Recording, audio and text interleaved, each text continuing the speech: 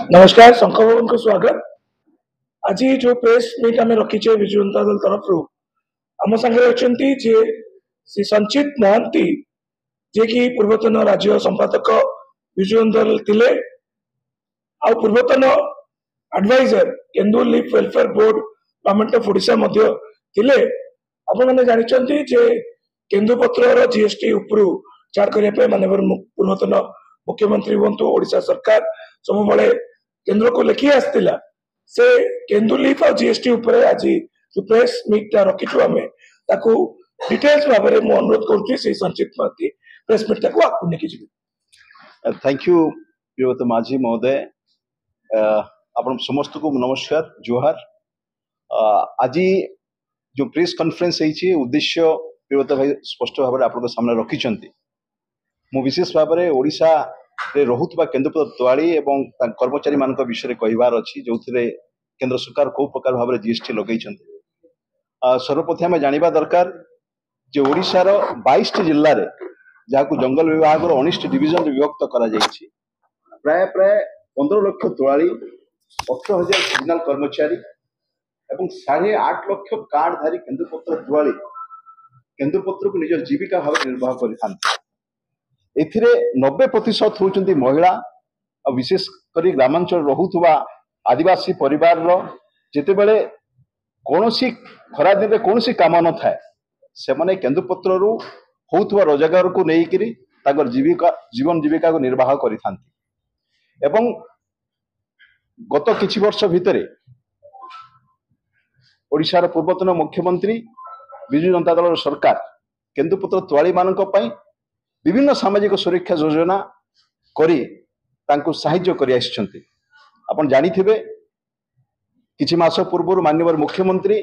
केन्दुपत्र तोआली मानकर झियो विवाह पाई 25,000 टंकार सहायता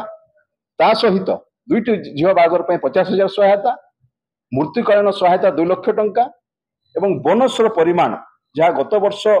5% कर्मचारी मानक एवं 25% तोआली मानक थिला ताकू वर्धित करी 10% कर्मचारी मानक एवं 50% तोआली मानक दिया जाइछि। ठीक सही परि भाव में बीजेपी रो जो केंद्र सरकार अच्छंती से 2019 निर्वाचन रे मो एठी उल्लेख रखिबा पई चाहे आपण मानक सामना रे 2019 निर्वाचन रे से माने ताकर मैनिफेस्टो रे एई मैनिफेस्टो के 2019 निर्वाचन रे से माने ओडिसा रे विभिन्न जगह रे देइथिले एवं से समय रो गृहमंत्री अमित शाह बरगढ़ गस्त समय रे ता सहित भुवनेश्वर एवं केन्दुझर जो 3टी बैठक होता से बैठक से कहते द्वितीय थर जदि केन्द्र में बीजेपी सरकार आसे मोदी जी प्रधानमंत्री हमें केन्दुपत्र जीएसटी को उच्छेद करने सहित केन्दुपत्र जीएसटी बाबद नहीं अर्थ को से फेरई देते गला 19 रु 2024 मसीहा भितर से प्रतिश्रुति भूलीगले और केवल प्रतिश्रुति भूलिले ताहा नुहे से 5 वर्ष भितर ओडिशार मुख्यमंत्री लगातार भाव में 4 थर आप सामने चिठी गुड़ाक रखा चाहिए माननीय मुख्यमंत्री केंद्र सरकार को 4टी चिठी देइछंती जे केन्दुपत्र जीएसटी को उच्छेद करा जाऊ विशेषकर केंद्र सरकार निज प्रतिश्रुति जो देइथिले निज मैनिफेस्टो रे आमे द्वितीय थर सरकार को आसिले उच्छेद करिवु बोलिकि लगातार भाव में 5 वर्ष कौन कथा न सुनला परे 19 मसीहा 20 मसीहा 22 रे 23 रे लगातार भाव में 4टी चिठी माननीय मुख्यमंत्री नवीन पट्टनायक से समय पूर्वतन मुख्यमंत्री देइछंती केंद्र सरकार को किंतु से दिगरे कौन पदक्षेप निगला ना एवं चलित वर्ष जो बजेट अधिवेशन भी देखागला ये सरकार पूर्व प्रतिश्रुति वर्तमान रे केन्दुपत्र जो माने विशेषकर ओडिशार से जो 15 लाख तोआली माने जो जीविका भाव निर्वाह करुछंती से दिगरे कौन पदक्षेप निगला ना। ये आउ गोटे कथा भी उल्लेख रखा चाहिए जेते सुना रे 3% जीएसटी हीरा रे 3% जीएसटी एवं विमान किणबारे 5% जीएसटी होउछि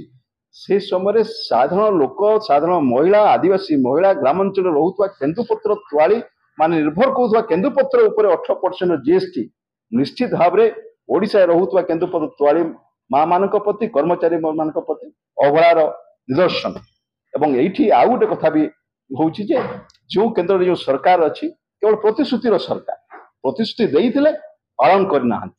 ଏବଂ ଏଠି ଆଉ ଗୋଟେ କଥା ମୁଁ ଅନୁରୋଧ କରିବି, ବର୍ତ୍ତମାନ ଓଡ଼ିଶାରେ ମଧ୍ୟ ବିଜେପିର ସରକାର ଅଛନ୍ତି ଯେ ପୂର୍ବତନ ମୁଖ୍ୟମନ୍ତ୍ରୀ ନବୀନ ପଟ୍ଟନାୟକ ଯେପରି ଭାବରେ କେନ୍ଦୁପତ୍ର ଜିଏସ୍ଟି କୁ ଉଚ୍ଛେଦ କରିବା ପାଇଁ ଚାରୋଟି ଚିଠି ଦେଇଥିଲେ ଏବଂ ଯତ୍ନବାନ ହେଇଥିଲେ, ବାରମ୍ବାର ଜିଏସ୍ଟି କାଉନସିଲରେ ଆମ ଅର୍ଥମନ୍ତ୍ରୀ ଯାଇକି ପ୍ରସ୍ତାବ ଆଗତ କରିଥିଲେ। ବର୍ତ୍ତମାନର ସରକାର ମଧ୍ୟ କେନ୍ଦ୍ର ଉପରେ ଚାପ ପ୍ରୟୋଗ କରନ୍ତୁ ଯେ ଓଡ଼ିଶାରେ ରହୁଥିବା କେନ୍ଦୁପତ୍ର ତୋଳାଳି ଏବଂ କର୍ମଚାରୀମାନଙ୍କ ଜୀବନ ଜୀବିକା ବଞ୍ଚାଇବା ପାଇଁ ହେଲେ କେନ୍ଦୁପତ୍ର ଜିଏସ୍ଟି କୁ ଛାଡ଼ କରିବାର ଆବଶ୍ୟକତା ଅଛି ଏବଂ କେନ୍ଦୁପତ୍ର ବାବଦରେ ଜିଏସ୍ଟି ବାବଦରେ ନେଇଥିବା ଅର୍ଥକୁ ଫେରିବାର ଆବଶ୍ୟକତା ଅଛି, ଯାହାଦ୍ୱାରା ଆଗାମୀ ଦିନରେ ତୋଳାଳି ମାନଙ୍କର ଜୀବନ ଜୀବିକା ସୁରକ୍ଷିତ ରହିବା ସହିତ ଯୋଉ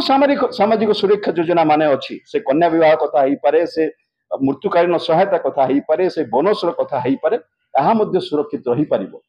ତେଣୁ ଓଡ଼ିଶାର ପୂର୍ବତନ ସରକାର, ବିଜୁ ଜନତା ଦଳ ସରକାର, ନବୀନ ପଟ୍ଟନାୟକଙ୍କ ସରକାର କେନ୍ଦୁପତ୍ର ତୋଳାଇ ପାଇଁ ଯତ୍ନବାନ ଥିଲେ ଏବଂ ଆଜି ମଧ୍ୟ ବିଜୁ ଜନତା ଦଳ ତରଫରୁ ଆମେ ବର୍ତ୍ତମାନର ଓଡ଼ିଶାର ସରକାରକୁ ଅନୁରୋଧ କରିବା ସହିତ କେନ୍ଦ୍ର ସରକାରଙ୍କ ପାଖରେ ଦାବି ରଖୁଛୁ ଯେ ସେ କେନ୍ଦୁପତ୍ର ଉପରୁ ଜିଏସ୍ଟି କୁ ଉଚ୍ଛେଦ କରନ୍ତୁ, ଏଇ ତୋଳାଳି ମା ମାନଙ୍କର ଏବଂ କର୍ମଚାରୀ ମାନଙ୍କର ଜୀବନ ଜୀବିକାର ସୁରକ୍ଷା।